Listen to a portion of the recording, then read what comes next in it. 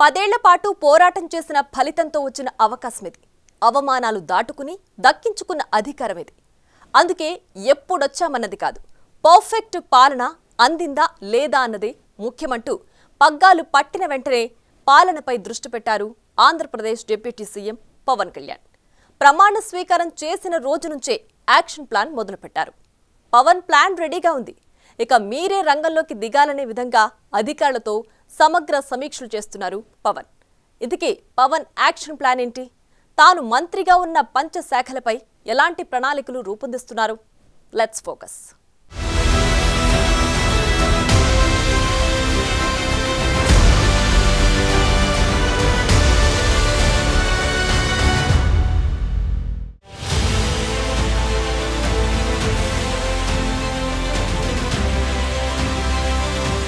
పదేళ్ల క్రితం జనసేన పార్టీ ప్రారంభించినప్పటి నుండే పవన్ ప్లాన్ ఆఫ్ పాలన స్టార్ట్ అయింది అన్నట్లుంది డిప్యూటీ సీఎంగా పవన్ కళ్యాణ్ దూకుడు చూస్తుంటే.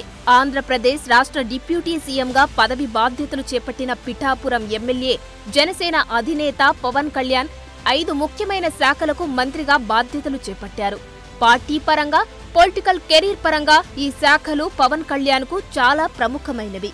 అంతకు మించి ఏపీ అభివృద్ధిలో కీలకమైన శాఖలు కూడా. అందుకే ఏపీ పాలనలో పవన్ కీలక పాత్ర పోషించనున్నారు.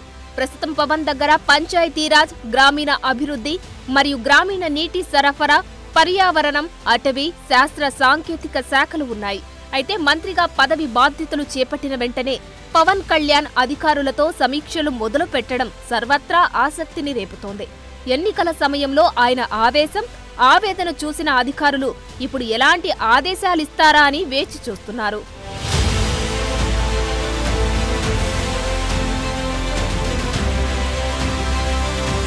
డిప్యూటీ సీఎం క్యాంపు కార్యాలయంలో ఉప ముఖ్యమంత్రిగా బాధ్యతలు స్వీకరించిన తర్వాత పవన్ కళ్యాణ్ ఇన్స్టాగ్రామ్లో పోస్ట్ పెట్టారు. ఆ పోస్టులో ఆయన తన కర్తవ్యాన్ని తెలియజేశారు. మంత్రిగా బాధ్యతలు తీసుకున్నందుకు గౌరవంగా ఉందని పేర్కొన్నారు. ఇప్పుడు తన బాధ్యతలు మరింత పెరిగాయని, రాష్ట్రానికి బాధ్యతతో పనిచేస్తానని పవన్ కళ్యాణ్ హామీ ఇచ్చారు. రాష్ట్ర ప్రజల భవిష్యత్తు కోసం పనిచేయడానికి ఎదురు చూస్తున్నానని పవన్ పేర్కొన్నారు. ఏపీ ప్రజల సంక్షేమం, అభివృద్ధి కోసం త్రికరణ శుద్ధితో పనిచేస్తానని అన్నారు. అలాగే ఏపీ ఉప ముఖ్యమంత్రిగా బాధ్యతలను స్వీకరించిన తర్వాత కీలక ఫైళ్ల మీద పవన్ సంతకాలు చేశారు.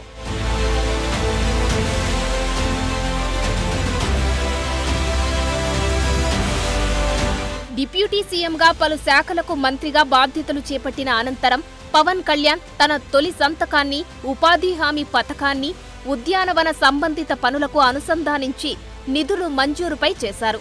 ఇక రెండో సంతకాన్ని గిరిజన గ్రామాల్లో పంచాయతీ భవనాలు నిర్మాణానికి సంబంధించిన ఫైల్పై చేశారు. మొదటి రోజు నుంచే ఐఏఎస్, ఐపీఎస్ అధికారులతో పవన్ కళ్యాణ్ భేటీ అయ్యారు.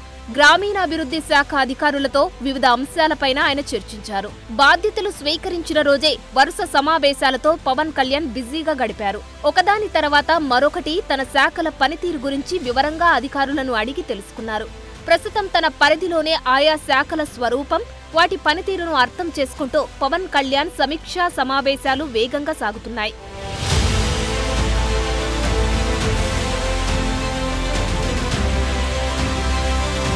ఇక శాఖపరమైన సమీక్షల్లో లెక్కలు తెలుసుకొని శాఖలపై లక్ష్యాలను నిర్దేశించి మళ్లీ కలుద్దామని చెప్పడం కాకుండా కాస్త సమయం ఎక్కువగా తీసుకుంటేనే శాఖల సమగ్ర పనితీరు మీద పవన్ దృష్టి పెట్టినట్లు అధికార వర్గాల్లో చర్చ నడుస్తున్నట్లు సమాచారం.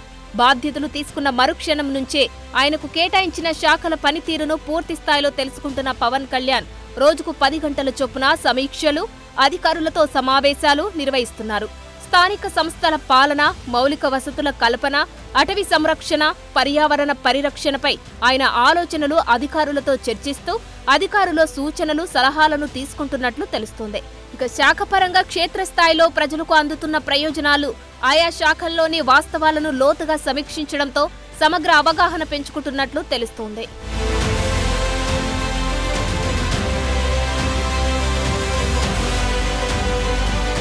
దీనికి తోడు తన శాఖలకు సంబంధించిన అధికారులపై కూడా ఆరా తీస్తున్నారని, రాష్ట్ర అభివృద్ధి, ప్రజాపాలన దిశగా నిజాయితీగా పనిచేసే అధికారులను ప్రత్యేకంగా కలుస్తున్నట్లు అధికార వర్గాలు చెప్పుకుంటున్నాయి. ఇందులో భాగంగానే డిప్యూటీ సీఎం ఓఎస్డీగా ప్రస్తుతం కేరళలో పనిచేస్తున్న ఆంధ్రప్రదేశ్కు చెందిన యువ ఐఏఎస్ అధికారి మైలవరపు విఆర్ కృష్ణతేజను తీసుకొస్తున్నట్లు తెలుస్తోంది.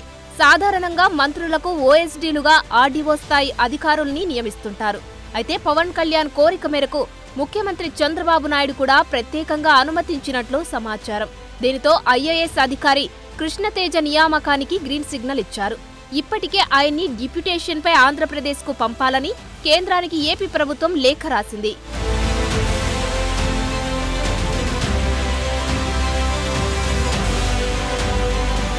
అయితే ఇంత పట్టుబడి పవన్ నియమించుకున్న ఐఏఎస్ అధికారి కృష్ణతేజ గురించి ప్రత్యేకంగా చెప్పుకోవాల్సిందే. ఐఏఎస్ కృష్ణతేజ ప్రస్తుతం కేరళలోని త్రిశూర్ కలెక్టర్గా పనిచేస్తున్నారు. కృష్ణతేజ సొంత ఊరు పల్నాడు జిల్లా చిలకలూరిపేట. కృష్ణతేజ 2015 బ్యాచ్ ఐఏఎస్ అధికారి. ఆయన గతంలో కేరళ పర్యాటకాభివృద్ధి సంస్థ ఎండి, పర్యాటక శాఖ డైరెక్టర్, ఎస్సీ అభివృద్ధి శాఖ డైరెక్టర్, అలప్పుర జిల్లా కలెక్టర్గా కూడా పనిచేశారు. కరోనా సమయంలో ఆ తర్వాత ఎంతో మందికి చేయూతను అందించారు. బాలల హక్కుల రక్షణలో త్రిశూర్ జిల్లాను ఆయన దేశంలోనే అగ్రగామిగా నిలిపారు. దానికి జాతీయ బాలల రక్షణ కమిషన్ పురస్కారానికి ఎంపికయ్యారు. అంతకు మించి అక్రమార్కుల విషయంలో, అవినీతి వ్యవహారంలో కృష్ణతేజ కాంప్రమైజ్ కాని అధికారిగా ప్రశంసలు అందుకున్నారు. ఎంత పెద్దోళ్ల నుండి ఎలాంటి ఒత్తిళ్లు వచ్చినా తలొగ్గని అధికారిగా కృష్ణతేజకు పేరుంది. ఇప్పుడు అలాంటి అధికారిని AP deputy CM Pawan Kalyan ఓఎస్డీగా నియమించుకోవడంపై సర్వత్రా ఆసక్తి నెలకొంది. Pawan Kalyan plan of action పైన అంచనాలు కూడా పెరిగాయి.